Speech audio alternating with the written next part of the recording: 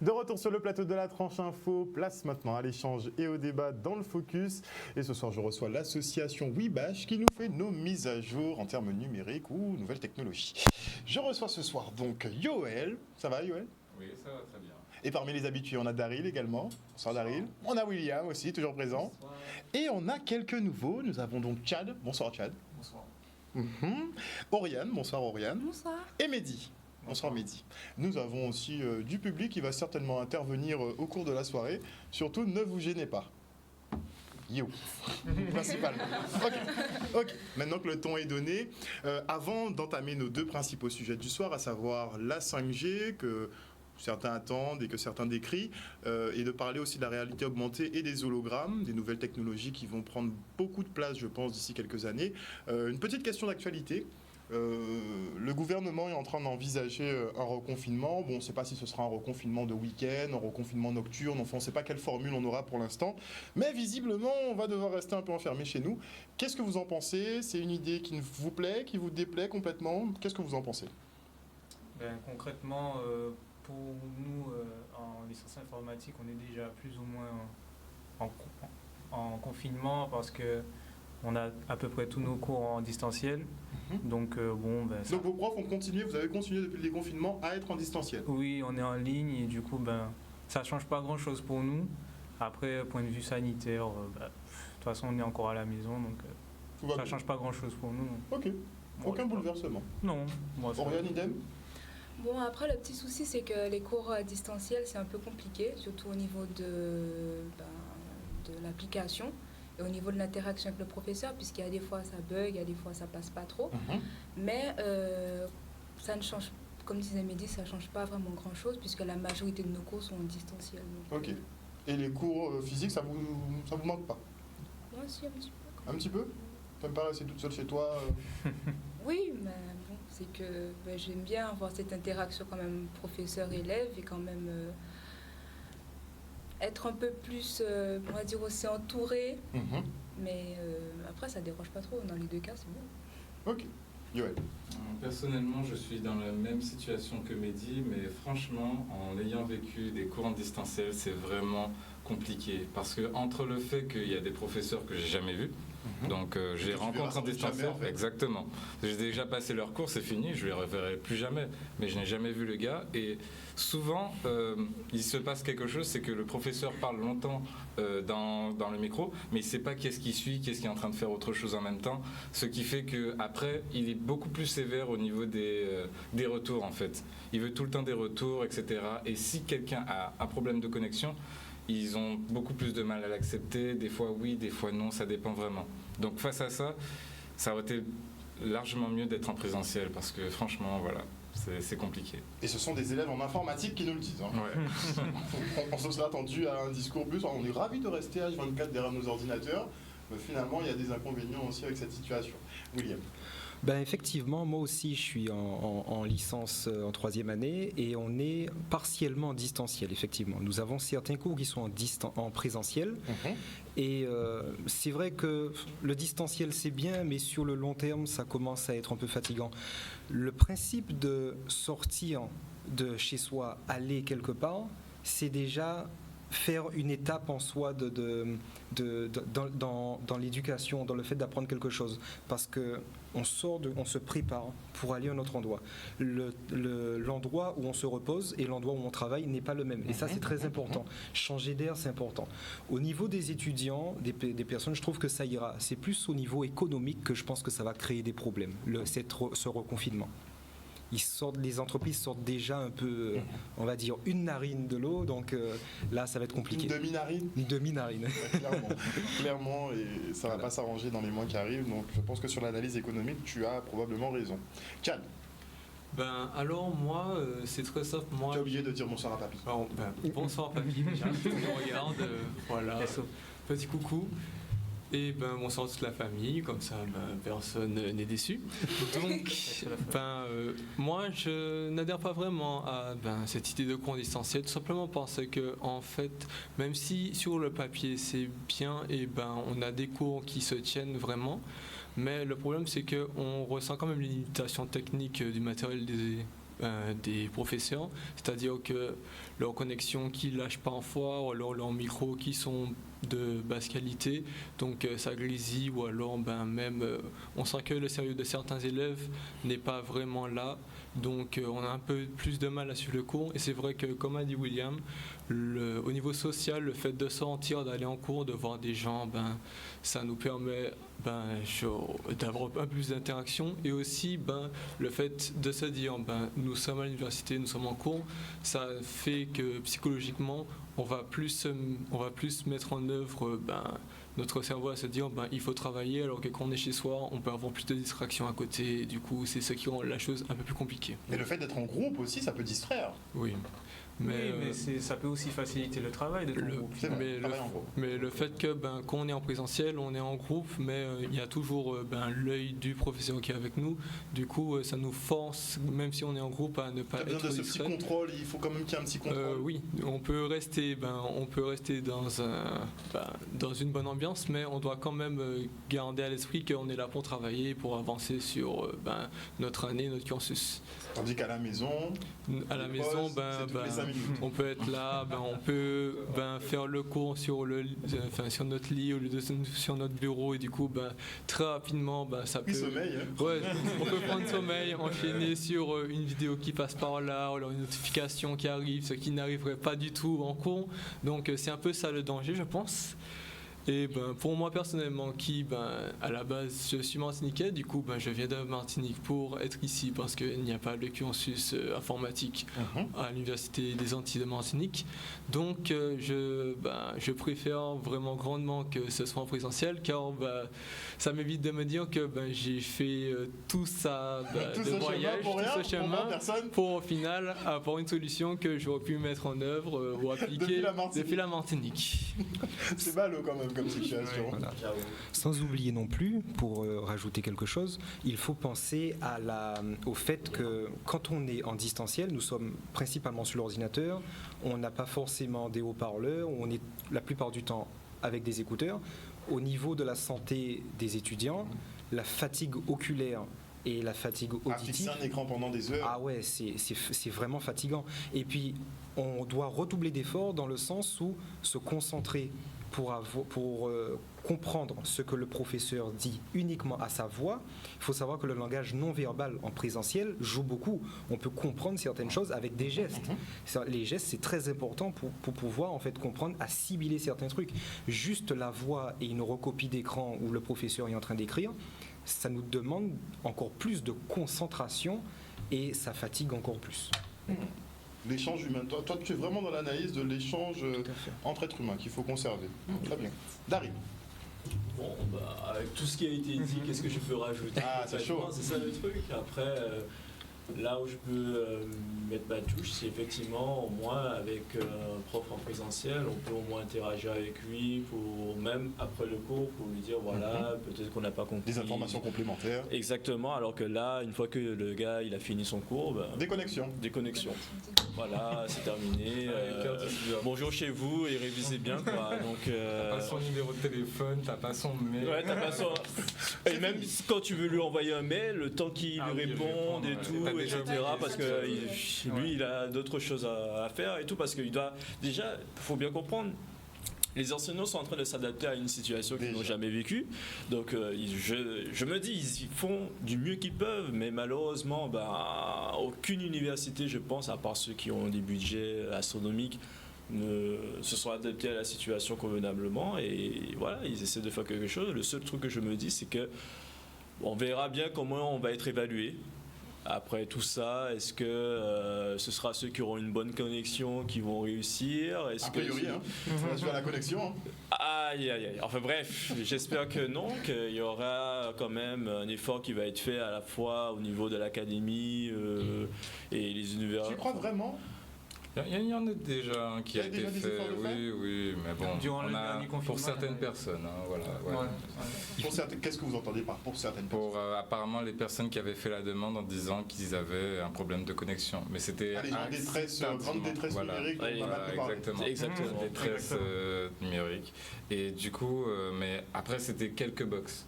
Donc ça ne suffit pas pour toutes les personnes qui ont vraiment des soucis ou qui sont trop loin pour venir pour récupérer leur box, etc. Donc Voilà. concrètement, vous savez que vous n'êtes pas prêt pour des cours en distanciel, réguliers, tous les jours, propres, carrés. C'est pas qu'on n'est pas prêt, c'est que je pense qu'on n'est pas forcément équipé pour le faire. On voudrait le faire, si on est mais pas on ne peut pas. Voilà. Je pense que par exemple, un professeur, s'il veut faire cours, il faudrait qu'il se filme, qu'il y ait en fait une recopie vidéo de lui avec un tableau. Là, ce serait plus facile D'accord. qu'en fait une Mais là, tablette t'as encore graphique. moins d'interaction Voilà. avec ton public. Et ce serait Oui, vraiment c'est 1 vrai. heure ou 2 heures en Mais long. franchement, entre ça et l'audio qui coupe tout le temps, l'internet qui coupe tout le temps, C'est ça aussi, le il professeur des fois qu'on entend tout bas dans le micro, c'est C'est chaud. ouais, Ça aussi, il faut c'est dire ça. que- Et le gars il fait comme si le cours il était fait quoi. Donc, Donc lui, il est fait. Il est dans son c'est monde. ça. Il n'a pas Il a le entendu, il ressenti. n'a pas la réception en fait de se dire que tel étudiant n'a pas entendu. Peut-être la Exactement. majorité.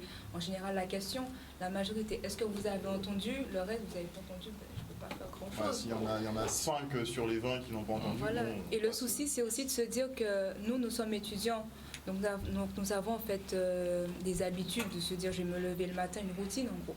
Je vais me lever le matin, je vais aller en cours, je vais rentrer chez moi. Donc de se dire que je ne vais plus à l'université ou à l'école ou quel que ce soit l'endroit où on fait nos enseignements. De se dire je ne vais plus à l'université, je suis chez moi. Il y a, on va dire, un bug au niveau du cerveau parce que chez soi, c'est l'endroit de repos, c'est l'endroit où on peut prendre du temps pour soi. Et l'école, ben, c'est pour travailler, pour pouvoir avoir des interactions, pour pouvoir apprendre. Donc de combiner en fait ces deux environnements au même environnement qui est la maison, ça pose un problème. Mais c'est le monde de demain finalement. C'est le monde de demain, mais c'est petit à petit que les étudiants vont finir par s'y habituer parce que d'un coup, parce qu'on est En quelques mois à peine, c'est pas. en quelques mois, on est passé de présentiel à distanciel direct. Et Aussi, encore, donc, nous, on là, a- nous sommes en l'adaptation, train de parler des étudiants, mais il faut aussi aborder le sujet des professeurs, Oui. car ce ne sont pas en fait tous les professeurs qui adhèrent à ce type d'enseignement. J'ai un professeur en tête qui refuse catégoriquement de donner des cours en distanciel, car il estime que la rigueur qu'on aura en distanciel ne sera pas la même qu'en présentiel, et donc qui refuse de donner ne serait-ce qu'un cours. Et, Il est old school un peu, non? oui. Ça, juste à le dire, on le sait déjà, mais je peux comprendre son point de vue, même si Vous lui donnez raison, hein, quelques-uns de Après, témoignages, vous donnez raison. moi je me pose la question, est-ce que c'est parce qu'il ne sait pas utiliser les outils qui sont mis à disposition et qui fuit la situation? Là, C'est ça comme ça. question. Là, c'est la grande question. En On dirait général, que c'est tu connais la l'obsolescence, personne. Hein. Peut-être. Je pense que c'est ce que l'obsolescence je et veux puis ils veulent pas trop apprendre parce que, bon, voilà, quoi. C'est ça. C'était pas Mais, leur temps. Si nous regardons des Encore choses nous, on aussi, est en informatique. On est désolé. On est en C'est un informatique. autre moyen d'expression. Clairement. Vous vous entendez très bien avec un ordinateur. Bon, il y en a certains, bon, ils vont pas faire l'effort Ah, de mais taper par quoi que ce soit ou exemple, de les faire du STAPS, code. comment ils font les STAPS? Comment ils font pour faire leurs cours, le football, etc. Ils restent que sur les règles et que sur la théorie. Alors Quelque que chose pour la normalement, tu es biologie. censé faire 50-50. Normalement. Donc, C'est je suis curieux de savoir comment ils vont être évalués. Ah ouais, Est-ce que ce sera que peut-être sur qu'elle a la sa théorie? licence de stage. Bah, a priori, ce seront Ouais, des. C'est un peu comme le bac de cette année, quoi. Ça va être un peu des examens cadeaux, quoi. Ah mais vous savez, déjà avec eux cette année, ils nous ont dit mais vous êtes trop nombreux là, pour le coup. Ils sont dangereux quand même à l'éducation nationale. D'habitude c'est juste une blague, mais là il y a un ton un peu plus sérieux. On vous a dit vous êtes trop nombreux. Je ne pensais pas que tout ça allait passer, et en plus de ceux qui sont arrivés en plus. Donc, Ok. Il y a aussi le fait par rapport au coronavirus, le fait que beaucoup de familles, beaucoup de personnes qui devaient partir ne sont pas parties au final et donc sont restées. Donc ça a fait un effectif encore plus nombreux. Et j'imagine que tout ça, ils n'avaient pas vu venir non plus. Ah non, ils n'ont pas vu ça du tout. Ok. Donc vous avez des appréhensions pour vos examens? Déjà rien qu'avec ceux qu'on a eu Comme vous. actuellement, c'était assez fastidieux puisque on a eu des examens en ligne et certains, par exemple, ça pouvait être des QCM ou des réponses où il fallait taper directement pour exprimer de quoi il s'agissait. C'est pas trop un mode d'évaluation d'ici. Hein? Les QCM, c'est pas trop un mode d'évaluation. Là, on s'est adapté. Enfin, on a eu ça durant pour ceux qui sont en deuxième, troisième année actuellement. Eux, ils ont eu la chance de voir à peu près qu'est-ce que ça donnait. Ils ont revécu la même situation, sauf qu'il y a eu des moments où ça buguait certains QCM. Je me rappelle notre cher ici présent il était en train de passer son QCM d'anglais.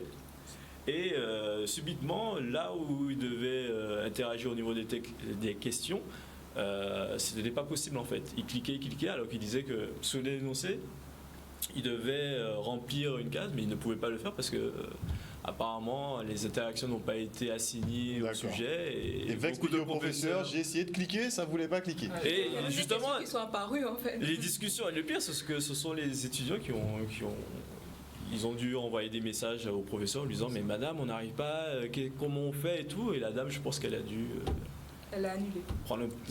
Elle a annulé au final. Oui, elle l'a. Donc il faudra reprogrammer cet examen. Tout à fait. Pas le même type d'examen, mais dans la même matière, elle va le remplacer par un autre examen. Il y en a, ils sont pervers comme professeurs. Clairement. Clairement, ils ont de la suite dans les idées quand même. Mais c'est vrai qu'ils doivent composer, comme vous l'avez dit. Ils doivent composer aussi avec la situation. On veut bien les excuser pour ça, mais à un moment donné, il faudra quand même que vous puissiez passer vos examens en toute sérénité. Ne serait-ce qu'à l'université, mais dans tous les établissements scolaires. On parlait justement de ces connexions. Vous nous parlez... ça coupe. Ça coupe beaucoup. Ouais, on est en Guadeloupe, n'est-ce pas? Très magnifique couverture. On n'a rien à leur reprocher. Non, je plaisante. On a de gros problèmes Internet ici en Guadeloupe. Enfin, moi, c'est mon point de vue. Vous nous donnerez le vôtre. On nous a parlé de fibre. On nous a dit, c'est la fibre. Bon, ça va arriver. Là, tout va marcher, c'est bon. Téléchargeons un film en 2 secondes. La fibre, bon, moi, je sais pas, vous avez testé la fibre? Tout à fait. Oui. Alors, ça donne quoi? Ça donne quoi? Après, ça dépend des endroits. Exactement. Ça dépend des endroits. On parle pas des endroits qui sont fibrés au max, Comme Jarry ou Pointe-à-Pitre. On parle pas de Jarry. On parle pas de Jarry. Mais même moi, je suis plutôt à la campagne, on est assez bien équipé. Après, c'est pas la fibre de Jarry, c'est sûr. D'accord. Mais on est quand même bien, c'est assez stable, ça fonctionne. Donc, toi, tes cours... Moi, ça va. Mais je sais qu'il y en a, c'est plus compliqué. Donc, bon, après, c'est pas bien implanté partout, en tout cas. Donc, le réseau fibré, ok. 5G, enfin 4G. La 4G, ça passe bien chez toi? Oui, ça passe. Aussi. Oh, mais t'es chanceux, toi. Ah bah oui, hein. J'en suis conscient. Tu es un élu. Je fais avec. Ok. Il y a des territoires éligibles effectivement par rapport à la fibre et la 4G. Si moi par exemple je prends le cas de Basse-Terre, qui est quand même plutôt assez retiré, on a quand même une fibre qui est relativement acceptable parce qu'on arrive quand même à 130 mégas. Quand même. C'est pas mal. Non, ça Sachant va. que le débit maximum de la fibre, c'est 150 mégas. Ça va très bien. Non, vous êtes très très bien. Oui. Vraiment très Mais il y a bien. le préfet aussi qui est pas loin. On a un malin. On a un malin. Vaut mieux avoir une connexion solide, effectivement, quant à la préfecture, le conseil général, le conseil départemental, qui sont dans le même secteur. Effectivement. Donc ça peut s'expliquer par là. Mais... Parce que je peux vous dire, la plupart des communes qui sont sous la Basse-Terre, que ce soit Pointe-Noire, même me semble, Petit-Bourg, là où j'étais il y a quelques heures, je peux vous dire qu'ils ont beaucoup de difficultés à avoir un réseau stable parce que moi je suis passé à un endroit, le réseau ne passait pas du tout. Je me suis dit mais comment? ça existe encore, ce genre de zone. Mais c'est incroyable, tu te dis mais d'accord. Et on va passer à la 5G. Ouais, on va passer à la 5G. Et on va passer. Ouais, c'est ça le problème. Tu te dis, voilà, dans certains pays du monde, surtout en France, enfin, quand je dis en France, les grandes villes comme Paris, Toulouse, Lyon, etc., c'est déjà implanté plus ou moins. La population commence à y avoir accès. Mhm. Et je me dis, bon, on est en Guadeloupe, on a encore des zones blanches. Ils ont même pas la 2G. Et c'est Il n'y a pas de edge. Non, il y a des zones qui ne sont pas couvertes.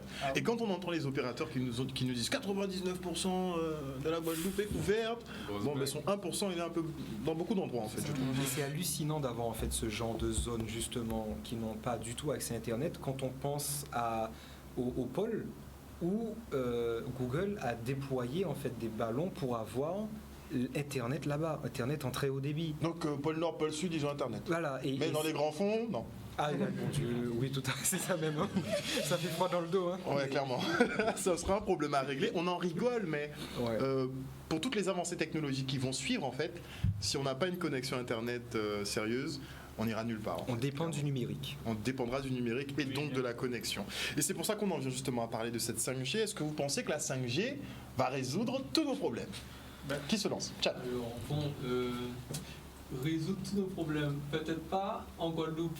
Aux Antilles en général, encore moins. Car, comme on l'a déjà dit, il y a des problèmes déjà avec la 4G.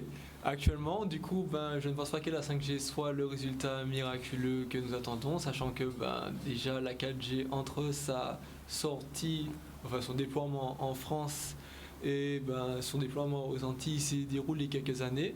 Donc on peut encore attendre. Et pendant cette pour toi, donc la 5G arrivera dans 10 ans.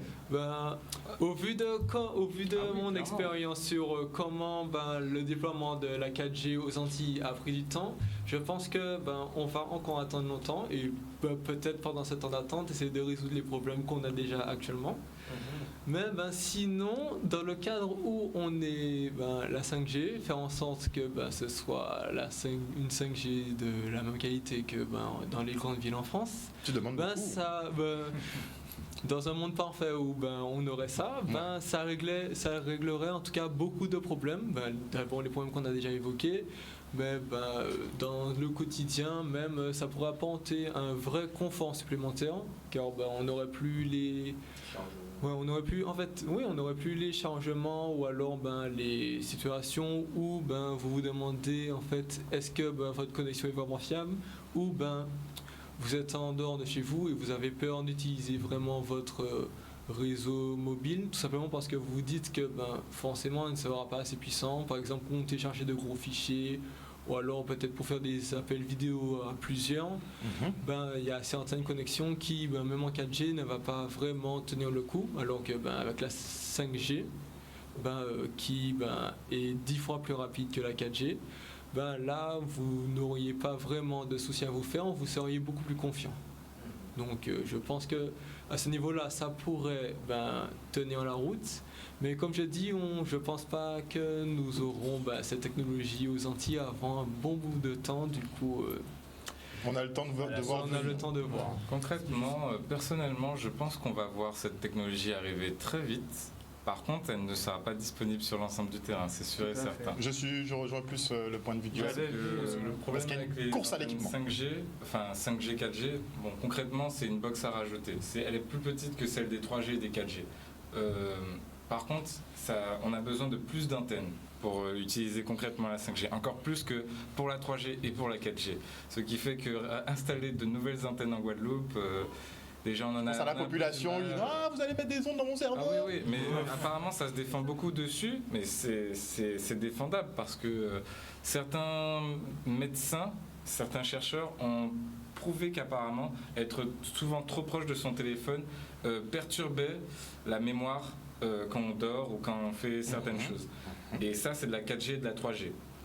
Malheureusement, ça n'a pas été totalement prouvé. En tout cas, les gens rejettent souvent cette hypothèse parce qu'il n'y a pas assez de preuves, etc. Il n'y a pas moyen d'isoler le cas, en fait.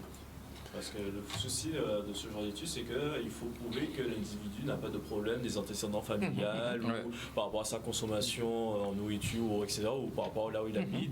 Est-ce que effectivement, ce ne sont pas d'autres paramètres qui font qu'au final, il est dans cet état-là, en fait. Et que la 5G ou tout autre... type d'ondes n'ont rien à voir avec cela. C'est ça la difficulté. Les opérateurs auraient pu piloter eux-mêmes les études, justement pour voir l'effet des ondes sur le cerveau humain, mais clairement ils ne le feront pas. Ce serait pas une bonne idée. Ce serait, en fait, s'ils avaient eu la possibilité de prouver que ce n'était pas le cas, ils l'auraient fait de manière spontanée. Smart. Vous voyez, en fait, c'est un peu à double tranchant parce que s'ils le font, il serait du coup à leur avantage de dire qu'ils vont le faire, mais du coup ils ne pourraient pas revenir en arrière si les effets sont négatifs. On est d'accord. Mais techniquement, on est tous à peu près conscients que les ondes ont un impact sur le vivant, qu'on veuille ou non. Donc il n'y aura pas besoin de grosses études là-dessus. Et la 5G, ce sera pire alors finalement ? Alors en fait, la 5G a une longueur d'onde, donc une fréquence plus forte que la 4G et la 3G. Et c'est juste derrière les ultraviolets. Vous savez déjà que font les ultraviolets sur la peau humaine. Ça crée des cancers. N'est-ce pas ? Et après les ultraviolets, qu'est-ce qu'il y a ? Il y a la lumière qu'on voit. Enfin non. Oui. Il y a les lumières qu'on voit qui nous donnent de la chaleur, etc. Et après, c'est les rayons X, les UV, les rayons gamma, etc. Donc, on n'est pas très loin de... Pourquoi tu rigoles, Yoël ? Après, ça va parce que c'est pour ça aussi que les réseaux mobiles parfois prennent du temps à être déployés. C'est que il y a des organismes qui essayent de réguler justement au niveau du seuil pour les longueurs d'onde. Donc ça va. Encore la 5G, c'est encore en dessous du seuil à ne pas atteindre, mais c'est légèrement quand même plus impactant que le problème avec les seuils, c'est qu'ils sont fixés sur des panels de population, mais chaque individu est différent. Donc, et aussi la différence de la 5G, c'est que la 3G et la 4G se propagent dans tous les sens. La 5G vise en fait. Ça sera c'est des ondes qui sont dirigées vers les objets. Est-ce que c'est une bonne chose ou une mauvaise chose selon toi? C'est une très bonne chose parce que c'est parce que les ondes sont concentrées vers un objet que la communication se fera 10 fois plus vite, par exemple. Et ça fera que, par exemple, il y a des avancées technologiques qui ont permis que un chirurgien en Chine puisse faire des opérations à quelqu'un en Russie. Apparemment, ça s'est déjà fait durant le confinement, à cause du confinement. Et ça nous permet quand même d'avoir certaines prouesses technologiques qui nous permettront de faire des choses qu'on n'a jamais imaginées à distance. Conduire des voitures totalement en direct ou, par exemple, créer des objets où c'est vraiment du direct. Et d'ailleurs, pour permettre, par exemple, au confinement, là maintenant, il n'y aurait plus de latence. Si tu as des antennes qui communiquent entre elles en 5G, les échanges se feraient largement plus vite. Et là, tout le monde aurait la fibre, quelle que soit son antenne. Ah, mais il ne faut pas que ça coupe, parce que son opération à distance, là, le réseau coupe, c'est ça. Et très problématique. Bonne chance pour ceux qui sont entre les deux objets. Ça, c'est le petit truc auquel on Petit détail technique auquel il faudra penser, mais il y a de la marge quand même là-dessus. Pour réagir par rapport aux ondes, effectivement, nous sommes aux alentours, je crois, de 2,4 GHz par rapport aux ondes 3G et 4G. Sur les ondes 5G, justement, elles sont beaucoup plus hautes et plus ciblées. Après, il faut différencier les rayons ionisants et non ionisants. Ionisants, par exemple, comme l'impact du soleil, les rayons du soleil sur le corps humain. Voilà. Ou en fait la radioactivité de la Terre sur le corps humain. Il faut savoir qu'on est ionisé continuellement. Donc les rayons ionisants, ils impactent l'ADN. Ils transpercent, etc. Ils impactent directement l'ADN et font en fait des modifications génétiques. La 5G, lui, ne provoque pas de rayons ionisants. En tout cas, sur le papier, c'est ce qui est dit. Sur le papier, c'est ce qui est dit. Vous me voyez venir, hein? Voilà, tout à fait. Et puis, donc, en réalité, les rayons non ionisants produisent par contre beaucoup de chaleur. Le fait qu'il y ait une forte fréquence fait qu'il y aura une plus forte tendance à avoir de la chaleur rapidement et une plus forte chaleur, une plus haute température que d'autres ondes. Ensuite, pour pouvoir rebondir effectivement sur ce qu'il disait par rapport aux données de transfert, sur la 4G, nous étions, et sur la 4G et la fibre, nous étions à peu près maximum 100 mégabits. Sur la 5G, il est prévu d'avoisiner les 800 mégabits. Ok. Pour même d'arriver à 1 giga. Tout à fait. Pour rebondir encore sur le temps de latence, actuellement, sur la fibre, nous sommes à peu près à une trentaine de ping, de millisecondes de ping. C'est pas beaucoup. Expliquer. Ping, voilà, en fait, c'est le temps de latence. En gros, on va dire, c'est un peu le retard. Le retard de connexion, d'aller et le retour. On peut voir ça un peu comme ça. Concrètement, si vous aviez de la 5G, vous téléchargez sur Netflix entièrement le film en 2 secondes. Voilà. Et en Full HD, hein, la meilleure du... Non. On peut télécharger de très gros volumes en très peu de terrestre. Ouais. C'est pour ça qu'on dit que on arriverait, le mot chargement, téléchargement n'existerait plus si le monde était complètement... Et on va le remplacer par quoi? Chargement? Est-ce que vous avez... L'instantané. Non, on va le remplacer par publicité. Clairement.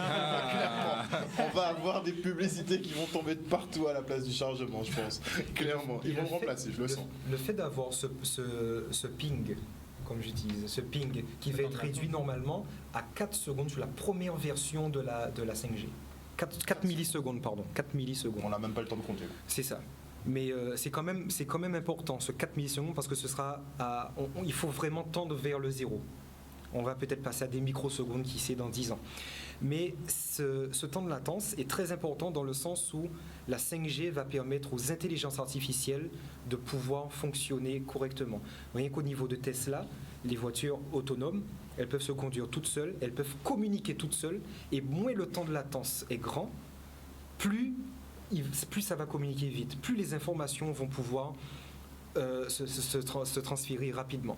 Un accident s'est fait un accident, je suis actuellement, on va dire, à la rue Frébeau, et 15 mètres plus loin, il y a un accident. Tout de suite, je vais avoir l'information, la Tesla elle-même va s'arrêter, se mettre en mode sécurité pour pouvoir réguler tout ça.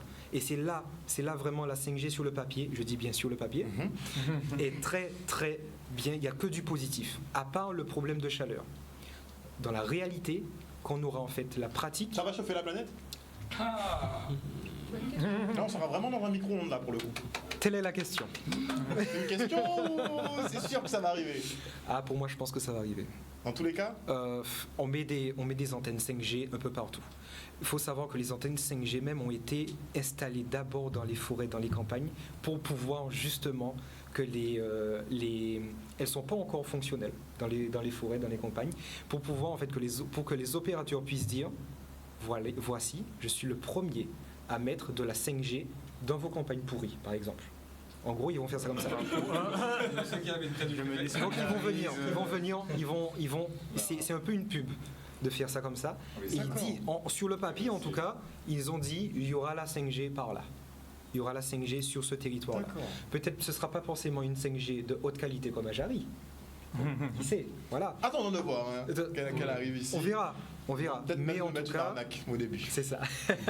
Mais en tout cas, il y a beaucoup de paramètres à prendre en compte entre l'installation, l'effet physique sur la santé et ce que les entreprises, les opérateurs utilisent comme moyen de communication. On est légèrement, je dis bien légèrement, manipulé. Quand tu prends des pincettes, hein. Oui, tout petit peu. Lâche les pincettes. Dis ce que tu as à dire. Et je voulais rapidement rajouter sur le déploiement en Guadeloupe. J'avais vu durant le confinement que la 5G devrait arriver en 2022 et que ça devrait être standardisé plus sur la bien sûr, et être standardisé plutôt vers 2024-2025. Sauf que depuis, j'ai pas retrouvé l'article, donc il y aura sûrement des modifications. Et que c'est une technologie qui devrait être progressive, c'est-à-dire qu'il est prévu que petit à petit on améliore de plus en plus les débits dont tu parlais, et il est prévu que ça soit utilisé dans le monde entier en 2030. Donc c'est vraiment quelque chose qui est prévu sur le long terme pour vraiment qu'au quotidien on puisse améliorer notre vie numérique, avec la 5G. Okay. Ça, en fait, c'est un peu le temps que je pensais, vraiment 3-4 ans, parce que je pense qu'en fait, on va le déployer, mais ça sera d'abord pour les industriels. Après, ça va se démocratiser petit à petit. Aussi là en fait depuis tout ça là on est en train de parler de l'utilisation, mais il faut quand même préciser que ça requiert quand même un matériel qui puisse le supporter, car actuellement si aujourd'hui là demain on disait que la 5G est en Guadeloupe, personne ne peut la capter. Pas personne, mais en tout cas très peu de personnes, car pour l'instant il y a des téléphones qui sont déjà configurés 5G. Oui. Ils sont déjà sur le marché. Je crois que la 5G, je ne suis pas sûr, mais je crois que les téléphones ne peuvent pas envoyer de la 5G. Voilà. Par contre, ils envoient de la 4G et ils reçoivent de la 5G. Voilà, recevoir, c'est facile. Envoyer, c'est beaucoup plus compliqué, il faut une antenne, etc. Mais imaginons une théorie complotiste tout de suite. Allons-y. Allez, on part. Partant. Alors, imaginons que maintenant on installe les antennes 5G. Mais on dit que ce n'est pas encore pour le public, le grand public, c'est juste les industriels comme Chad en a parlé. On ne sait pas vers où vont les ondes, dans tous les cas. Et imaginons maintenant que ça a quand même une répercussion sur les gens. Imaginons maintenant qu'à partir de votre 4G, on repère là où vous êtes, concrètement. Avec la 5G, là, on pourra... À la base, c'est comme ça le fonctionnement. Donc, imaginons que quelqu'un s'amuse à envoyer des ondes vers un téléphone précis d'une personne connue. On peut cibler effectivement les téléphones. C'est fait pour ça, à la base. Exact. Donc envoyer des ondes concentrées sur sur quelqu'un qui a son téléphone juste à côté de lui. Et on lui fait cramer le cerveau. Probablement. C'est une hypothèse que je garderai en tête. Non, ça, je la garderai en tête parce qu'on pense toujours aux applications bénéfiques, on pense jamais aux problèmes. Alors il y a un petit souci qui me taraude, 5G à part un peu. On veut échanger de gros paquets, de très très gros volumes. On sait effectivement que tout ce qui est sur Internet reste, c'est stocké quelque part. le stockage va poser un gros problème. Est-ce que la 5G ne va pas accélérer justement le problème de stockage qu'on ne pourra pas résoudre puisque on ne pourra pas faire Éternellement. clairement, on ne pourra pas repousser éternellement les limites. Alors, Qu'est-ce que vous pensez de ça? concrètement, ça arrange l'industrie de l'informatique, hein, parce qu'on fait de plus en plus des petits volumes de disques durs, de stockage. Par exemple, votre micro SD dans votre téléphone, enfin pour ceux qui n'ont pas d'iPhone, fait déjà un bon 500. Mais j'ai vu des 2 Tera, même des clés USB maintenant. Oui, Taille clé USB de 2 Tera, je veux bien. Mais là, on parle de volumes qui sont 1000 fois, 10 000 fois, 1 million de fois Ils vont vous supérieurs. vendre des grosses baies serveurs de plusieurs téras de données ça à consomme. échanger, à garder. Ça consomme énormément. Il faut les déjà, refroidir. c'est un well-look, hein. Il faut les refroidir. Il faut Et les là aussi, ça refroidir consomme. Et ça va consommer. Donc on va accélérer un petit peu le réchauffement climatique, ne serait-ce ça, qu'avec c'est- cette technologie. Il y a des Cette- possibilités de stockage. Bon, ça date d'un bon moment. Ça date d'au moins j'avais entendu ça il y a à peu près 8 ans, où ils expliquaient qu'à travers l'ADN, ils souhaiteraient faire une reconversion des données numériques avec de l'ADN tout court, parce qu'ils ont remarqué que l'ADN actuellement pouvait stocker beaucoup plus d'informations qu'avec les outils que nous avons actuellement. T'es sérieux? Oui, je suis sérieux. Bon, avec de l'ADN, on pourrait reprendre les données que nous avons. Bien sûr, ce ne sera pas aussi rapide, c'est ça le problème, mais c'est ça la difficulté de la chose, parce que un brin d'ADN, quand notre propre corps essaie de recopier un brin, ça prend beaucoup de temps. Mais en tout cas, ça prend beaucoup plus d'informations. Donc on pourrait prendre des corps humains et stocker dedans. Je fais un raccourci. Un raccourci, c'est un très gros raccourci. Un énorme Mais raccourci. Il serait possible avec, par exemple, tout ce qui a été stocké dans les années peut-être 1900 ou voire moins, pouvoir les stocker via ce genre de mémoire et essayer de rattraper petit à petit le surplus de stockage que nous avons. Après, bon, il y a Pas se encore... calmer. Non, il n'y a pas d'option, on devrait se calmer peut-être et devenir plus raisonnable. On est à la course à l'information, etc. Donc, sauf s'il y a une catastrophe, je vois pas qu'est-ce qui ferait machine arrière, parce que le but c'est de pouvoir justement que notre espèce puisse évoluer le plus possible. Vous trouvez qu'on évolue? Vous trouvez qu'on est en mode évolution là en ce moment? On est en période de transition. Ouais. Qu'est-ce que tu veux dire? On ne sait pas en quoi ça se transforme, clairement. Ça pourrait être n'importe quoi. On se compte, tout va beaucoup plus vite. En interne, on est peut-être un peu plus liés. Bon, déjà, on est tous sur des téléphones, on discute sur des groupes, mais on a pu constater que des fois, c'était plus une c'est quoi l'inverse de l'évolution? Une régression. Une régression, oui, une régression, parce qu'avec les réseaux sociaux, etc., on se rend compte que finalement, on est beaucoup moins proches, on est beaucoup moins liés, et ça crée des situations qui montrent clairement que on n'a plus rien de véritablement humain. Oui, Donc la technologie nous déshumanise. Ou nous montre un aspect de notre humanité qu'on pensait être, mais qui était totalement faux en fait. C'est vrai. Peut-être que c'est ça, peut-être qu'on se disait oui, on est comme si c'était là, et en fait de compte, on se voilait la face. Et, Donc la transition, comme dit Voilà, William. c'est ça. Mais moi, comme pour tout et n'importe quoi, l'excès est mauvais. L'excès en tout l'excès. L'excès est mauvais. Non, l'excès est mauvais, effectivement. Mais on peut passer, normalement, on est censé passer par jour maximum 4 heures derrière un écran. Tu as combien? Tu attends pas sur ton iPhone. effectivement, Mon intelligence artificielle N'est-ce pas? m'explique en gros que je suis entre 16 et 18 heures par jour. Tu sais qu'il y a 24 heures dans une journée? Oui, Quand même. je dors à peu Tu près. dors en fait le reste du temps. Mais dès qu'on se réveille, toutes les manières, enfin moi, dès que C'est je me vrai, réveille, c'est- effectivement, c'est vrai. la Après, dernière chose que je fais pour aller avant d'aller me coucher, dis Siri, bonne nuit. On est possédé. Voilà. Non, on n'est pas possédé. En fait, on est en période de transition. Il y a des personnes qui arrivent à suivre, des personnes qui essaient de suivre, et des personnes qui sont complètement larguées. Et donc, ces trois populations-là, il faut qu'elles puissent cohabiter. Et là, il y a une responsabilité des personnes qui savent utiliser l'informatique, qui doivent former les personnes qui sont en période un peu d'adaptation et ceux qui sont complètement largués.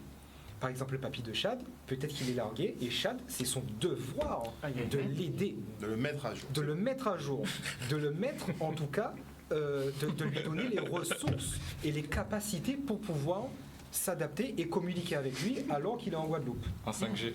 Voilà, en 5G. C'est un exemple. Moi, je rejoins un peu plus William par rapport à cet aspect de transition, parce qu'on passe d'un monde où le numérique n'existait presque pas à un monde complètement numérique. Exact. Et donc, les générations anciennes, enfin, excuse-moi, mamie. Les générations d'avant, on va dire ça comme ça, commencent à apprendre à utiliser cette nouvelle technologie, et nous, on est un peu nés avec un téléphone dans la main, on va dire ça. Donc, cet aspect de transition, je vais plus je veux plus dire ça, puisque là, tout est numérisé. Les voitures sont numérisées, on a les ordi, on a les téléphones, la télé, on a plein de choses qui sont Tout est connecté. Tout est connecté. Même ton La cuiseur de maison, riz, il est connecté. la Ton maison, elle est climatiseur, il est connectée, on a la domotique. Ton Exact. réfrigérateur. Il y a plein de choses qui deviennent connectées. Donc, même nous, en tant qu'humains, on va en parler de ça tout à l'heure, mais nous, en tant qu'humains, on peut même avoir des humains. Les transhumanistes. Voilà, des humains, on va pas dire connectés, mais C'est quoi? des faux humains. Des faux humains? Attendez. Des humains numériques, on va dire ça. C'est quoi? Mais pas des vrais humains. Enfin, c'est, bon, Qu'est-ce que c'est des humains numériques? Des robots. voilà, des robots, tout ce qui est robotique. Humanoïdes et tout. Ah, Atlas et consorts? Déjà, l'intelligence artificielle. Voilà. quelque Voilà, part, c'est un une humain forme, numérisé. Des intelligences artificielles dans une carapace plutôt, on va dire, qui se rapproche de l'humain. Voilà, pas Des forcément hologrammes. qui peau. On arrive déjà en fait à recréer effectivement des tissus, les tissus de la peau. Il y a des robots effectivement qui ont le même toucher que les humains. C'est hallucinant. On y arrive. Bien sûr. Ouais. On commence à faire pépé, hein. Mais tu sais très bien. Tu sais que ce genre de thématique, ça me met un peu à fleur de peau parce On a que même clairement. pu commencer à des imprimantes qui peuvent imprimer des cellules du corps. Des cellules du corps. Donc, tout à l'heure, on a pris de D'où le l'ADN, des fait, brins d'ADN. effectivement, que l'ADN. Voilà. Et là, on a des imprimantes qui font des cellules du corps. Donc ils se sont pas. De la peau, exactement. Des imprimantes 3D qui impriment. Oui, avec une solution saline qui utilise. Français. Ok. En gros, on arrive à créer du tissu humain. Voilà. Carrément. Pour aider en fait à la cicatrisation, on a du matériel pour ça. En fait. Pour les greffes on aussi. n'a pas en Guadeloupe, mais il existe du matériel, du dispositif pour pouvoir faire ça. Bien Non, sûr. mais il faut pas. Ah, rigolez, hein. Ça rigolait, hein. En soi, technologiquement, on a du matériel que beaucoup de pays n'ont pas. Je pense par exemple à un cyclotron. On a aussi du matériel d'imagerie qui est au sein même de Fouillol, qui est très très très très performant, et que même des Américains viennent en Guadeloupe pour pouvoir les utiliser. Ah ouais, Ah oui, c'est hallucinant. c'est cool ça. Ah oui. C'est très bien. Non, on a énormément de potentiel en Guadeloupe, c'est juste qu'on n'en parle pas forcément. Mais on en a beaucoup de potentiel. Il y a des personnes qui s'occupent de ça, qui n'ont pas forcément le temps ou comment dire, pas forcément l'envie, mais ils n'ont pas l'occasion de le montrer. Mais Et ça. c'est vrai que c'est quelque chose que je crois souvent, c'est le manque de valorisation de certaines choses en Guadeloupe. Que ça soit les gens, il y a beaucoup de personnes qui partent faire des choses, qui font des choses énormes, et Exact. après on n'entend Ça, pas c'est parler. Ça, c'est Jamais. vrai. Mais c'est peut-être parce qu'on n'est pas assez chauvin aussi. Non. On devrait peut-être plus s'aimer déjà nous-mêmes, apprécier justement nos talents, et là avoir un peu plus de reconnaissance. Mais bon, c'est pas encore le cas. D'où On n'a le pas fait beaucoup- qu'on soit ici d'ailleurs. Exact. Exactement. On n'a pas beaucoup parlé, on n'a même pas du tout parlé en fait des hologrammes. Je voudrais quand même que tu nous expliques un peu en quoi ça consiste. Alors en fait, les hologrammes, c'est une représentation d'une image en 3 dimensions à partir d'une photographie 2D, en 2 dimensions. Et donc, alors, il y a plusieurs types d'hologrammes. Il y a l'hologramme de transmission et il y a, lui, je l'oublie. Mais en tout cas, ces 2 hologrammes-là sont assez différents l'un de l'autre. C'est-à-dire que le premier va permettre de voir l'hologramme à la lumière naturelle, la lumière, par exemple, une lumière normale, et l'autre va être uniquement visible grâce à la source avec laquelle on l'a créé. Par exemple, si on a créé l'hologramme avec un laser, il va être uniquement visible au laser. Et donc ces hologrammes-là, en général, c'est des hologrammes monochromatiques, donc faits d'une seule couleur. Et il a été récemment possible de faire des hologrammes polychromatiques, donc de plusieurs couleurs, donc comme ce qu'on voit. Et donc, en gros, pour faire simple, l'hologramme, c'est la représentation de quelque chose en 3D à partir d'un objet, à partir d'une image, à partir d'une vidéographie. Mais Par quelles sont exemple, les applications intéressantes pour par exemple, tu pourrais être chez toi et présenter le journal avec ta tenue et tout. Et on a Alors, l'impression un que peu personne à ma place. Exactement. Voilà. En fait, personne pour, plus comme le disait Oriane, actuellement, ils essaient de faire en sorte que ce soit le plus réel possible, D'accord. afin que même l'œil ne puisse plus distinguer l'hologramme avec la réalité. Donc, actuellement, au niveau des utilisations, à la fois pour tout ce qui est événementiel ou même par rapport à nos cours, où on a pu avoir des professeurs Bah oui, directement à la salle, c'est bon, on en parlait tout à le l'heure, problème là. que Chad serait à top, ce ça. niveau-là. D'ailleurs, on peut citer l'exemple assez rapide de Monsieur Mélenchon, qui, durant Effectivement. les dernières C'est présidentielles, vrai. a utilisé des présentations holographiques. Du coup, on peut déjà avoir une utilisation parmi tant d'autres. Bien sûr. On a Donc, eu également des représentations de certains artistes, Michael Jackson ou encore d'autres artistes. Par exemple, lors d'un concert de Snoop Dogg, il a effectué une chorégraphie avec l'hologramme de Tupac. Exact. A Donc, ressuscité Tupac. voilà. Ça a choqué plein d'autres. Donc, c'est vraiment... Les Asiatiques aussi font beaucoup ça. Concert holographique. Ouais, effectivement, pour tout ce qui est chansons. C'est quoi le nom déjà leur truc Hatsune Miku. Ouais, Hatsune Miku. ça, c'est japonais. Mais ça reste de l'hologramme. Ouais, c'est de l'hologramme. En à la fait, base. oui, à Qui la- fonctionne avec une intelligence À la base, artificielle. Oui, là, à la base, c'est un hologramme qui, du coup, est devenu, en fait, pour la petite histoire, et qui est devenu vraiment une icône et qui a vraiment Exact. la nationalité japonaise. Et il y a vraiment, du coup, des concerts d'un hologramme et il y a des millions de personnes qui se déplacent. Ah, des millions de fans. Qui sont fans. Alors c'est un hologramme.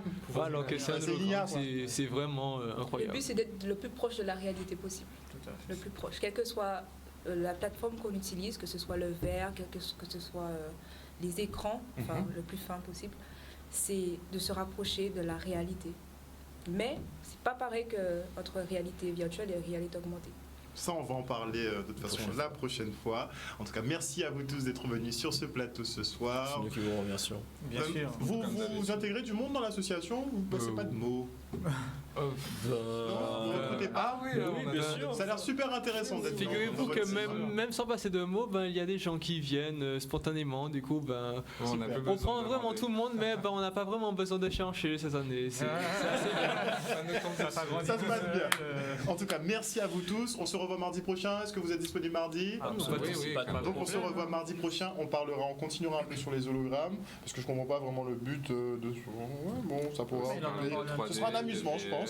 Et on parlera aussi de la réalité augmentée, ça, il y aura d'autres enjeux Réalité dessus. virtuelle aussi. Réalité virtuelle aussi, pour les jeux vidéo, ça, il faut que ça sorte. Hein. Avant que je meure, il faut que ça sorte. Il y a des solutions déjà. D'ailleurs, si des personnes veulent plus de renseignements par rapport à l'association, vous pouvez aller sur le site internet webash.fr. Voilà. beaucoup.